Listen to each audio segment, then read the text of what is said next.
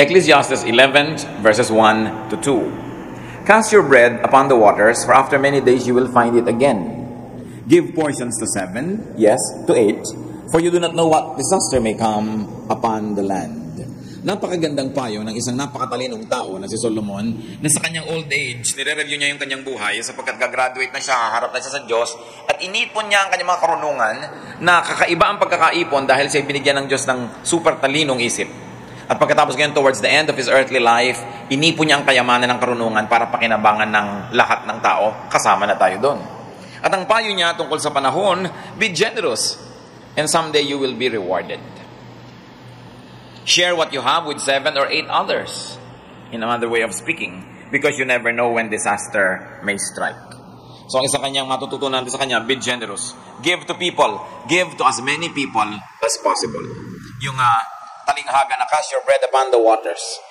Para kang nagpapakain ng tinapay sa maraming isda sa tubig. Kung gusto nating bigyan ng isa pa uling visual representation yung idea, sabi ganon, kung ano ang inihahagis mo, bumabalik. Kung ano ang ipinapakain mo, papakain din sa'yo. So sabi ganon, tutulungan mo na rin lang ang tao. Damihan mo na yung tutulungan. Dahil hindi mo alam. Hindi mo alam kung ano ang darating sa bukas. Future disaster may disable you from giving. So give now. Kung kaya na natin magbigay ngayon and be generous, magbigay na tayo. Hindi tayo sure na bukas meron pa rin tayong kayang ibigay at may kakayanan na magbigay.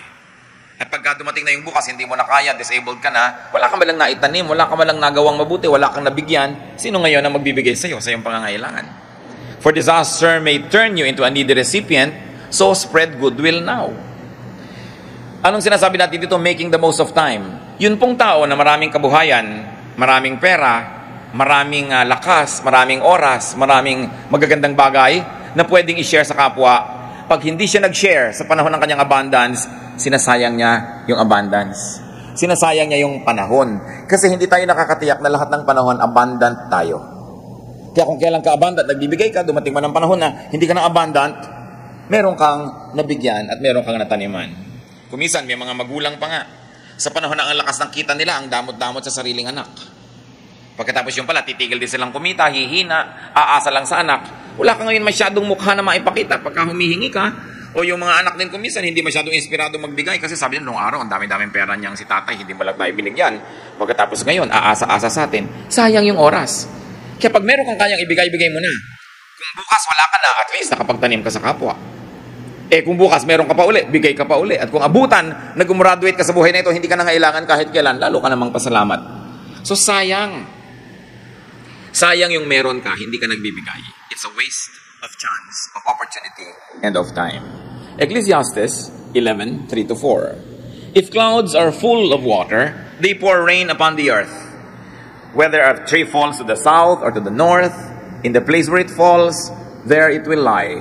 Whoever watches the wind will not plant, and whoever looks at the clouds will not reap. So yun daw, rain clouds, laging babagsak. Kaya pag sobrang tagal na ng tag-init, ng tagtuyot, nag-evaporate na lahat yung tubig, naipon na yun somewhere, lalaglag din yun, uulan din yun, kaya huwag ka masyadong matakot, mainip. Mga El Nino. Luma na yan, nung araw marami ng ganyan, wala lang pangalan. Tsaka hindi sinasensationalize masyado ng press, dyaryo, yung sobrang manakot yung mga newscasters at mga news programs. Pero dati na yan. Pero ang tubig dito sa planeta natin, kahit kailan, not one drop was added or subtracted since creation. Paikot-ikot lang siya, nag-evaporate, condense siya, bigla siyang lalaglag, ulan, paulit-ulit. So pag ang tagal-tagal lang hindi umulan, siyempre, ang kasunod nun, uulan na. Ano pa ba naman ang mangyayari? Sabing ganon, uulan din yan. At ang puno, pagka nakahilig dyan bubuwal. What is the writer saying? The trees always stay wherever they fall. That if you worry about the weather don't plant seeds, you won't harvest a crop. Pag sobra ka naging warrior, pag sobra ka naging always playing safe, you will never take risks, and in agriculture, you will not plant, therefore, you will never harvest. Pag sabi mo, huwag na tayong magtanim, baka hindi umulan. Ngayon, hindi ka nagtanim, tapos biglang umulan, wala kang tanim. Wala kang risk. Yung playing it too safe. Nature will always do its thing. That's what Ecclesiastes is saying. Nature will always run and prevail. And nature will always preordained laws from God.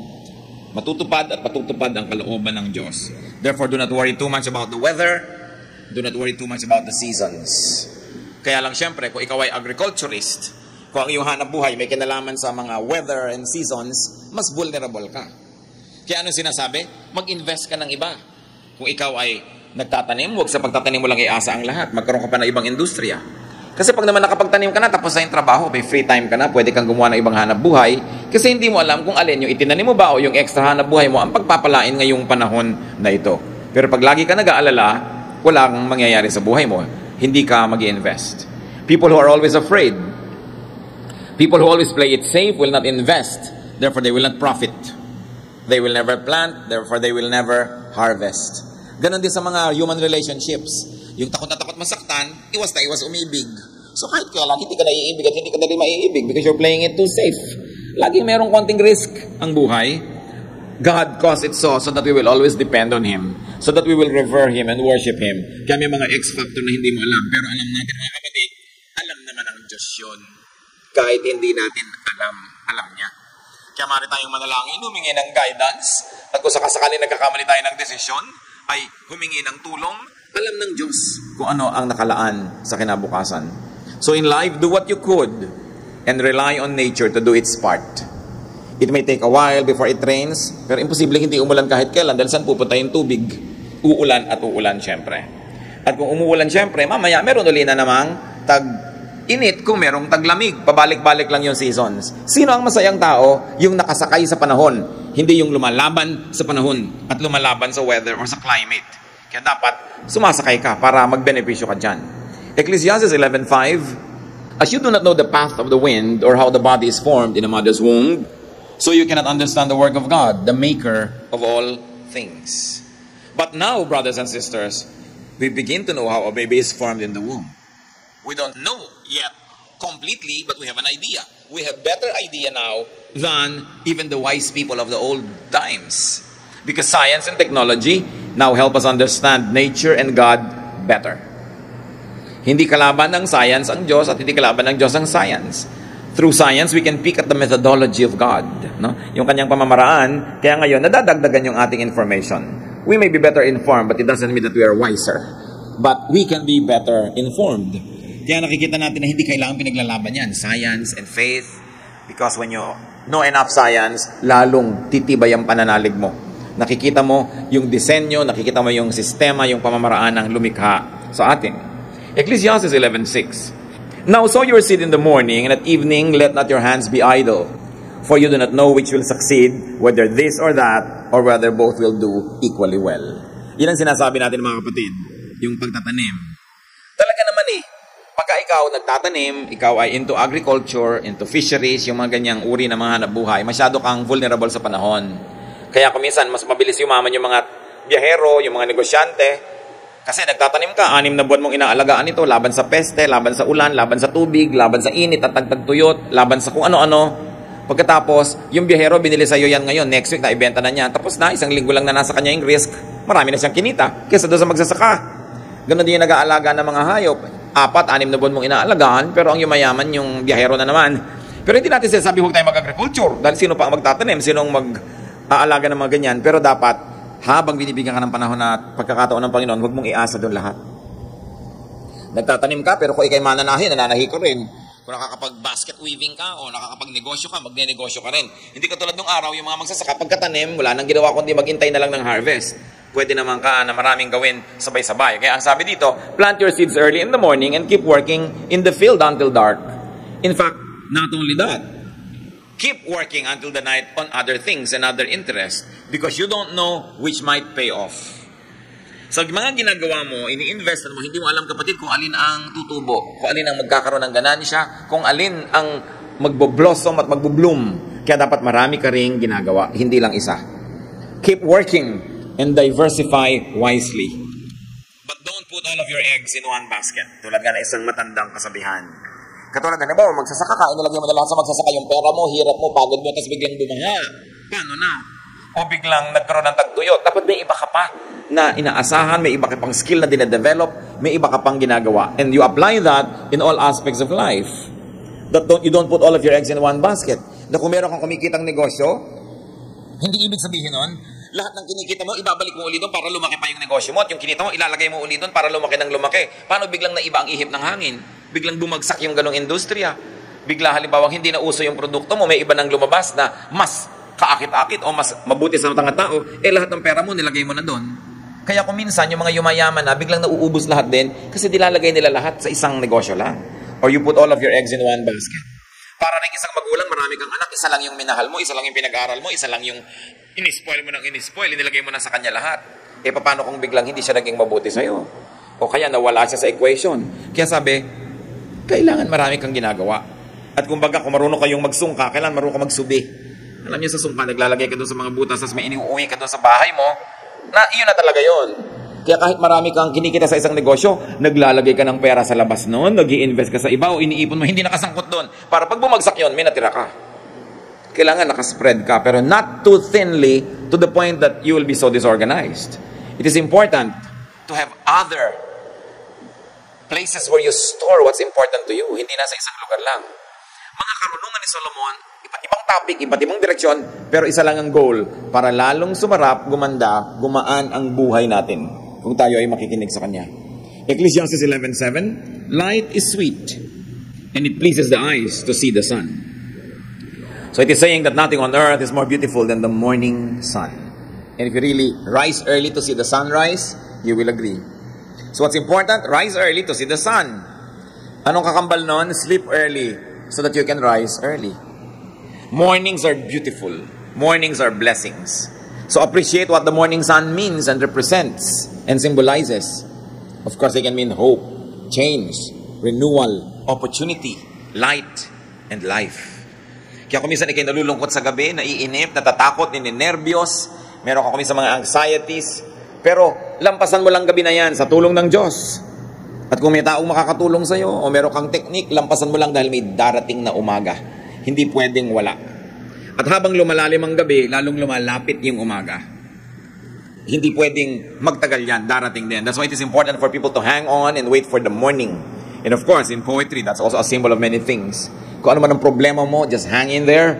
Stay believing, keep believing, hold on to God's hands, darating din yung umaga mo. Pag lalo ang tagal-tagal na, siyempre, papalapit na yung umaga. Napakahalaga mga kapatid na hindi tayo nagpapadala sa dilim ng gabi. Na hindi tayo nagpapadaya sa pananakot ng dilim ng gabi. Dahil ang mahalaga, manatili kang nananalig, manatili kang nananalangin, at manatili ka sa piling ng Diyos to welcome the new morning of your life. Kaya binibigyan ng napakagandang pagpapahalaga ni Solomon yung umaga. At higit dyan, yung kahulugan nito na mas malalim pa sa ating buhay. Ecclesiastes 11:8, however many years a man may live, let him enjoy them all. But let him remember the days of darkness, for they will be many. Everything to come is meaningless. So, ang sinasabi dito ng ating napakatalinong may akda, even if you live to a ripe old age, you should try to enjoy each day.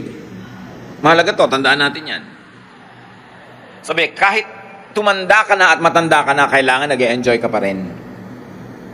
Kabaligtaran ko minsan sa pananaw ng marami na pag matanda ka na, dapat nasa bahay ka na lang, nakahiga ka na lang, hindi ka na aalis, hindi ka na pwede mag-skateboard, hindi ka na pwede mag-party, 90 ka na, hindi ka na pwede mag-boyfriend, kung byuda ka naman, why not? Old age should not prevent enjoyment of life. Yan ang sinasabi ni Solomon. Bakit? Kung gagawin natin yung old age na gano'n, nakakatakot tumanda. Ayaw mong tumanda. Iwas ka ng iwas. Samantalang kung ibang enjoyment ng bata, ibang enjoyment ng young adult, iba yung enjoyment ng senior adult, at iba naman yung enjoyment ng senior adult, every phase, every stage of your life is something to look forward to. Kaya dapat kasama sa planning natin yung pagtanda. Hindi ka lang nagpaplano to survive. Na kailangan pag nagkasakit ako, may pambili ako ng salon pass. Kailangan may pambili ako ng gano'n. Hindi lang yon. Kung kakayanin at bibigyan ka ng pagkakataon ng Panginoon na makapagtrabaho, makapag-ipon, maging productive, ang plano mo hindi lang makabili ng gamot pag nagkasakit, kundi to continue to enjoy life hanggang gumraduate ka at tawagin ng Panginoon. Senior people should not be prevented from enjoying life and from enjoying their time. Kaya lagi-lagi, pinuulit ko, inalagaan na kayo ng mga magulang nyo, dapat graduate na sila sa pag-aalaga, hindi apo naman ngayon ang aalagaan. Kailan pa sila lalaya sa pag-aalaga? Kailan pa sila aakyat halimbawa sa Mount Everest? Kung lagi na lang silang nag-aalaga, kailan pa sila mag-i-skiing? Kailan pa sila mag-i-scuba diving? Kailan pa nila malaranas sa mga bagay? Kaya mahalaga mga kapatid, ine-extend natin yung ating youth. Meaning your strength, your health, and very importantly, your youthful attitude. Ang totoo naman yan, nobody grows old beyond 18 in the heart.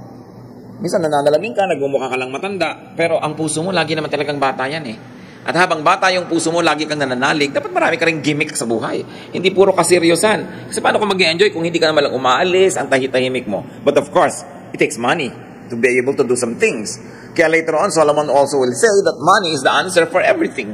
Na napakahalaga nun. Hindi para magmukhang pera tayo, kundi para tayo maging masipag, gumawa ng maraming pera na ipinapamigay, itinutulong at ine-enjoy sa buhay. Remember that life is a gift of God to be enjoyed. It is not a problem to be solved. It is not a phase that you just go through and say, well, I meet my God when my body dies. No. Bakit tayo ini-assign ng Diyos dito sa mundo? Meron tayong dapat gawin bago tayo mag-report sa Kanya. Isa doon, ang mga ipinapagawa niya sa atin ng mga tasks and missions na madali namang malaman kung titingnan mo kung ano yung talent mo na binigay sa'yo ng Diyos, ano yung hilig mo, ano yung galing mo. Ibig sabihin, yun ang papel na gusto ng Diyos sa papelin mo sa buhay. So that you'll become fruitful, you will abound in good works, in goodness, in holiness, you will be a blessing to people, and then you return to God and report on your accomplishment. And what is that accomplishment? That you lived according to God's purpose and design. That you accomplished the mission given to you. And one of the missions given by God to us is to enjoy life. Marami kasi mga religious teaching, puro ginaglamorize ay suffering. Well, meron talagang suffering ang buhay. If you suffer for having to do right instead of enjoying doing wrong, then suffer for doing right. Pero hindi lang suffering ang life. Marami siyang enjoyment. At hindi lang enjoyment ang life, marami din siyang duties. Dapat balance. So sabi ni Solomon, well, mag-enjoy ka because there will be many days of loneliness. So pag dumadating ang enjoyment mo, I will enjoy. This is an enjoyable day. Ito yung sinabi ng Panginoon na marami ito, dapat enjoyin. Ngayon, may dumadating na loneliness, sabihin mo, well, sinabi din naman ng Panginoon, may darating. Haharapin ko ito ng buong tatag, titibayan ko ang aking loob, tatatagan ko ang aking pananalig, lalampasan ko ito sa tulong ng Diyos, dahil hindi rin naman ito pwede magtagal, dahil ang cycles, ang seasons, paikot-ikot talaga. So, kahit may malalim na gabi, may umaga rin. Ngayon, kung nag-enjoy ka rin ng umaga, asahan mong may gabi din uli mamaya. Ganun talaga yung buhay. Hindi na yan pinagtatakhan, but you make the most out of it. There will be unenjoyable days that will come, so enjoy whenever you can. There's absolutely nothing wrong with that. So long as you don't steal your enjoyment from another, so long as you don't kill, and you don't do harm to others, and not even to yourself. Kaya ang sabi sa Ecclesiastes 11:9, be happy, young man, while you are young, and let your heart give you joy in the days of your youth. Follow the ways of your heart, in whatever your eyes see. But know that for all these things, God will bring you to judgment. So Solomon is saying, be cheerful and enjoy life while you are young. Just don't forget that we have accountability to God. So you are going to give limitations to what you do in your search for enjoyment. Pero kailangan mag-enjoy ka. Marami kasi pag dinidil nila tong verses na ito, parang ginagamit lang nila negative na, mag-enjoy ka pero lagot ka. But this is not what I see here. Solomon is saying, really, youth is for enjoyment. Enjoy it. Malakas ka pang tumalon, so tumalon ka na. Alam nga naman pag 90 ka pa, tsaka mo pa gustong tumalon. Diba?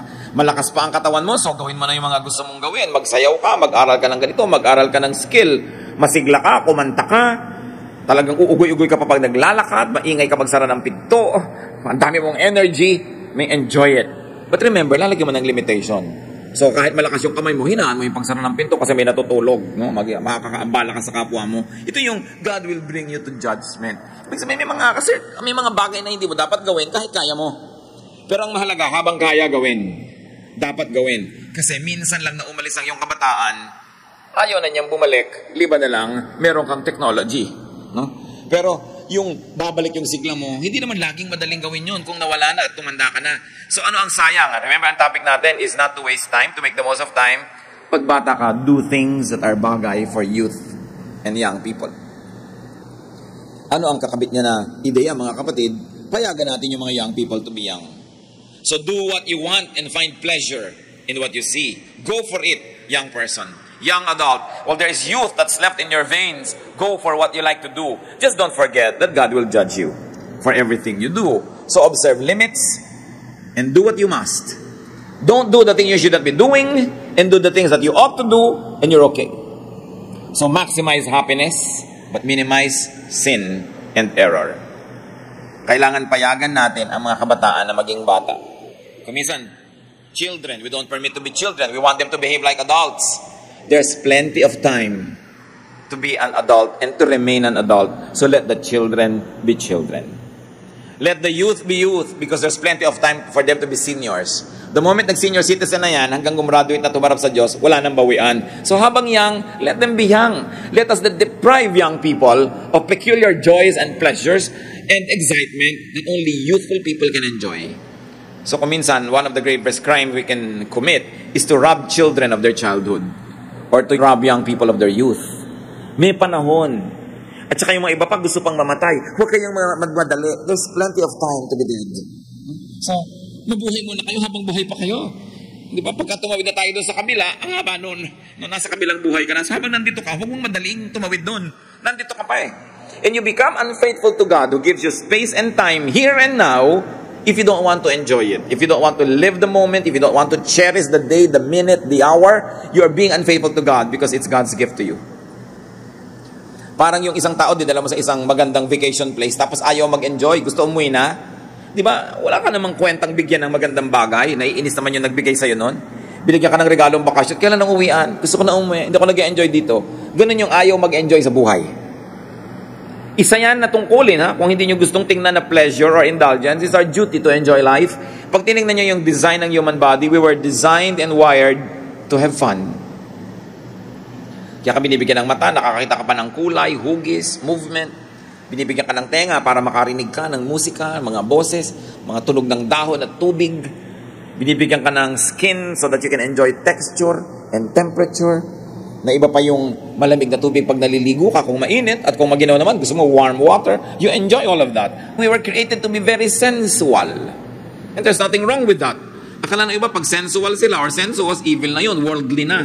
It is God who designed our bodies. And He placed the right nerve endings in the most correct places for you to maximize the enjoyment of the universe. Kaya hindi natin ipinag-apologize kung nag-enjoy tayo. Basta't hindi ka lumalampas sa dapat mong hindi lampasan. At ginagawa mo yung tama, nagiging mabunga ka, mabuti.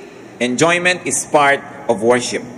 So be young while young. Sabi sa Ecclesiastes 11:10, so then banish anxiety from your heart and cast off the troubles of your body, for youth and vigor are meaningless.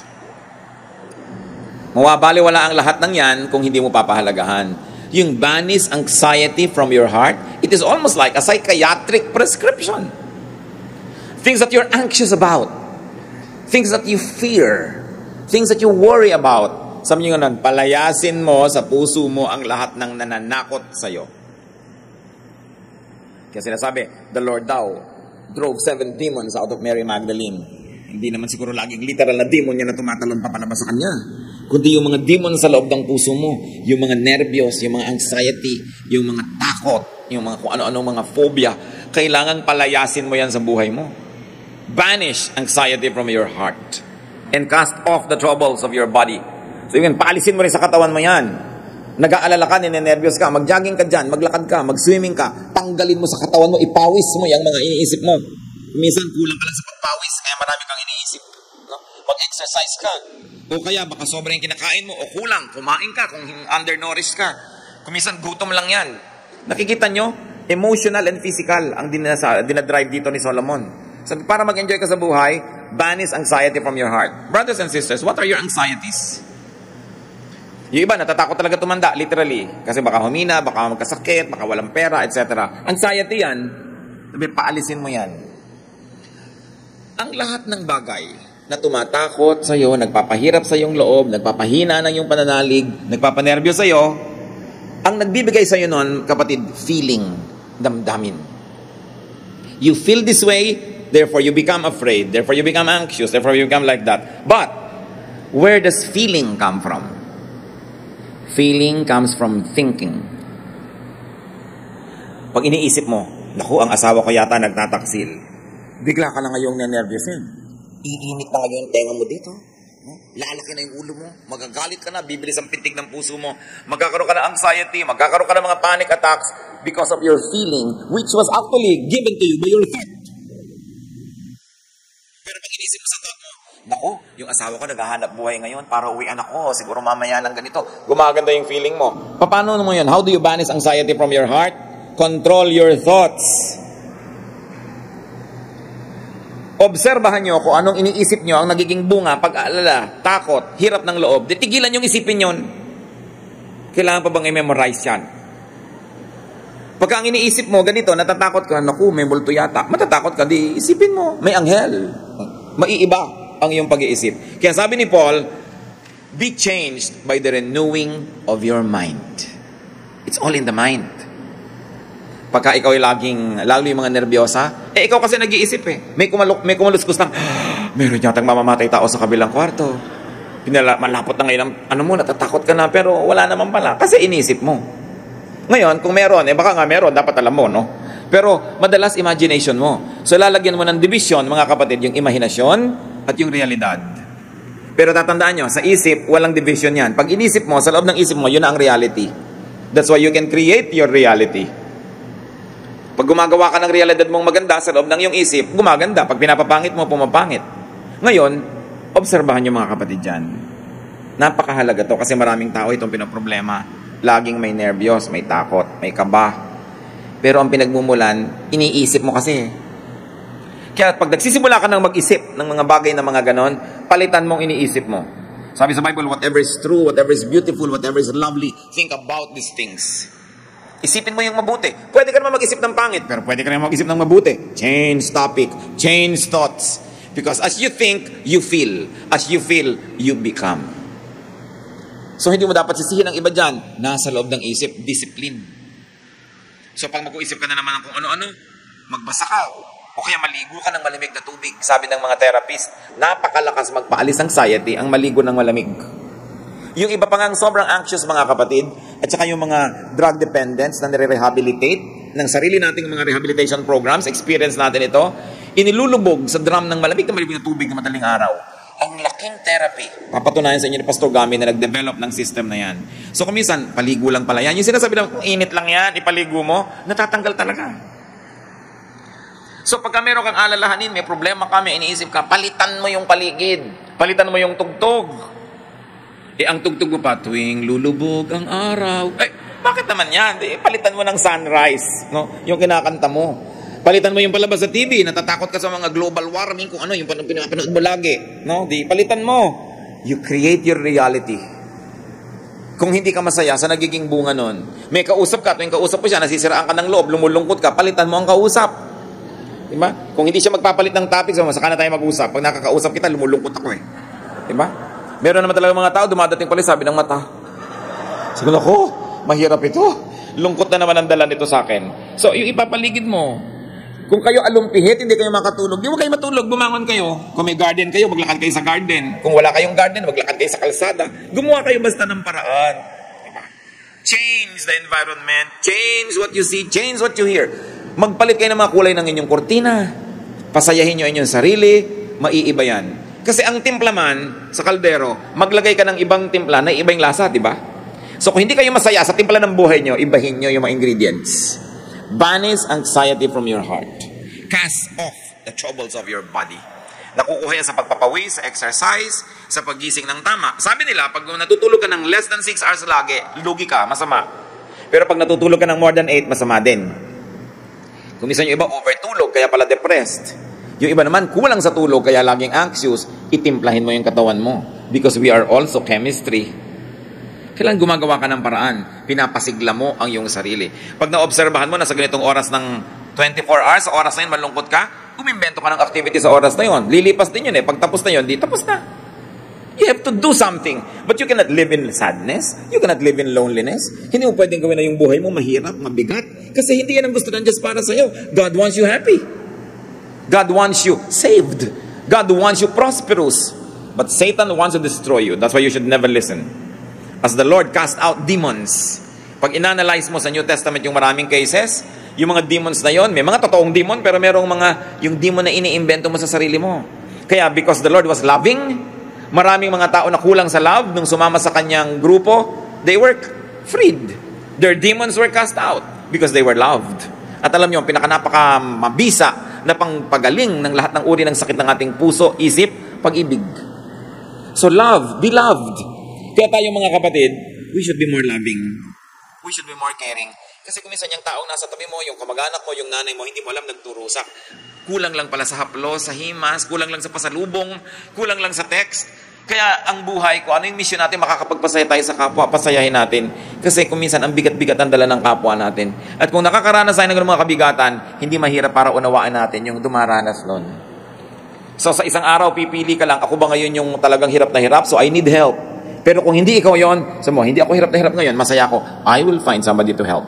I will find somebody to cheer up. I will find somebody to love. Because that gesture can see that person through a very difficult moment. Yun lang pala ang kailangan niya. Simpleng-simpleng bagay. So napakahalaga mga kapatid, banish anxiety. I like to dwell much in this because this is a case of so many people. Cast off the troubles your body.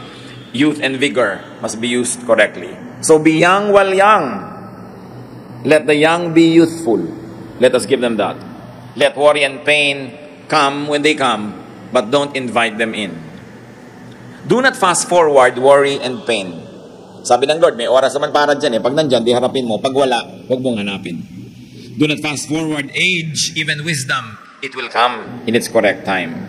So extend youthful energy and enthusiasm.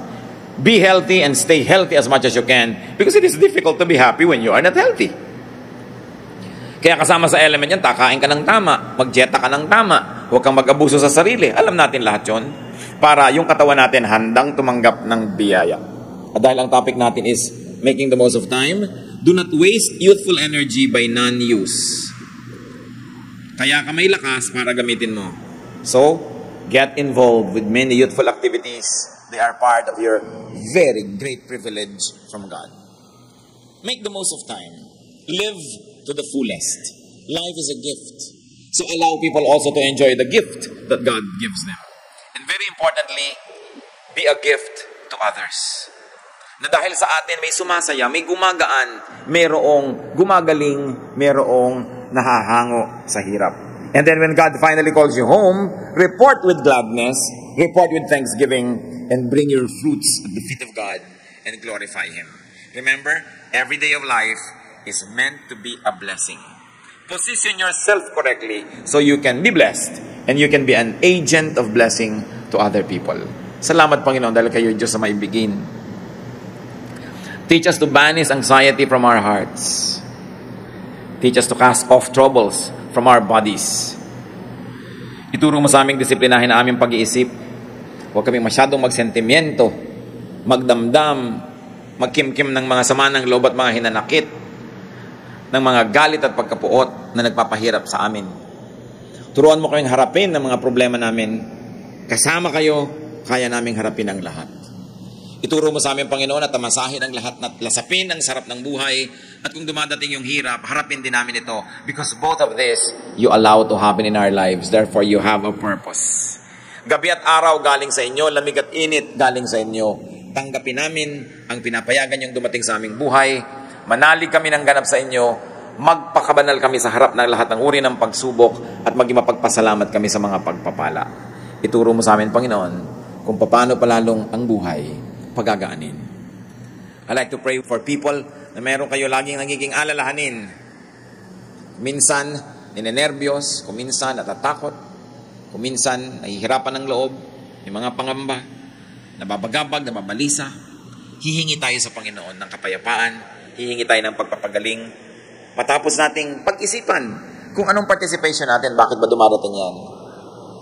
Nais kong humingi ngayon ng awa at nakapangyarihan sa Diyos para sa lahat ng mga madalas ay naguguluhan, kulang yung peace of mind, o kaya nalulungkot, naiinip, feeling isolated or alone, challenged. Our Lord is a physician of the body, of the spirit, of the mind. Alam niya ang lahat ng ating iniisip.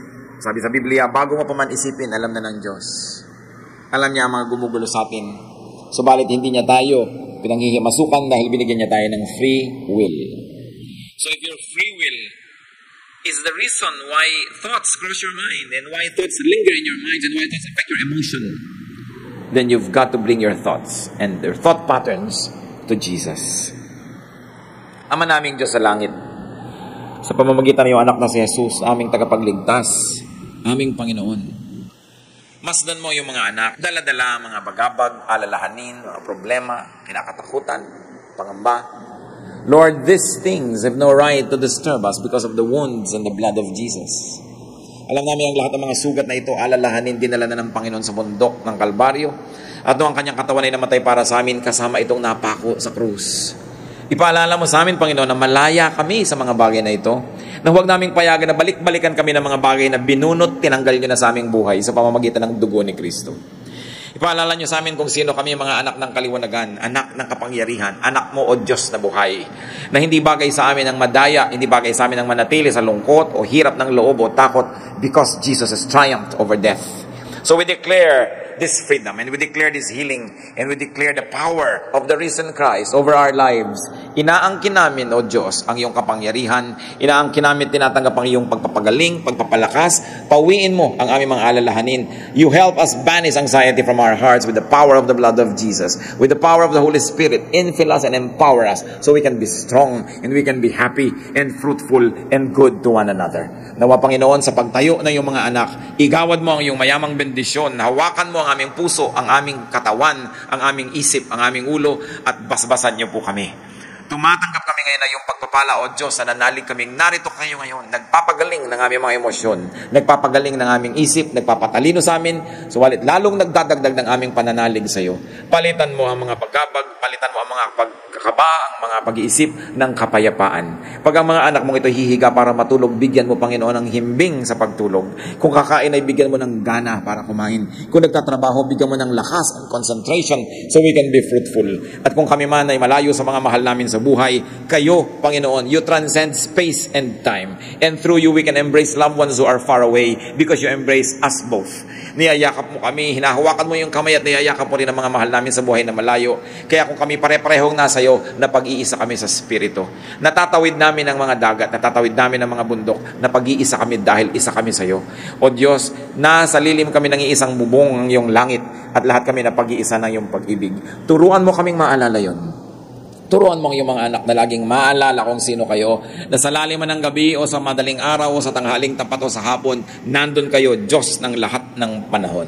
Ituro mo sa amin, Lord, to be watchful, that our thoughts will not deceive us, that we will watch what we think of, and we will surrender every thought captive to the name of your Son, Jesus, and that you will declare freedom to your people, and you declare healing, and you declare empowerment and joy and peace to your people. People of the Lord, receive from God what you're asking from Him. Makipag-usap kayo sa Panginoon at hingin nyo ang gusto nyo hingin sa Kanya. Ipinangako niya, siya ay tumutugon sa panalangin, siya ay nakikinig sa ating mga dalangin, at nais na tayong magkaroon ng kapayapaan. Jesus came so that we might have life and have it abundantly. Give your life to Jesus and accept that power right now so that the power of God may rest in you and you will be empowered. Patuloy tayong magbulay-bulay sa kahalagahan ng ating panalangin. Pagbulay-bulayan natin ang pag-iisip natin kung alin doon ang mga dapat iwaksi, paraan ng pag-iisip, mga pagdududa, ibigay natin lahat sa Panginoon. In silence, let's stay in the presence of the Lord, and may the power of the Holy Spirit fill your hearts and your minds and your bodies, so that all the promises of God in the Bible might be true in the life of each one present, believing in the salvation of the Lord Jesus. Be with the Lord and be blessed.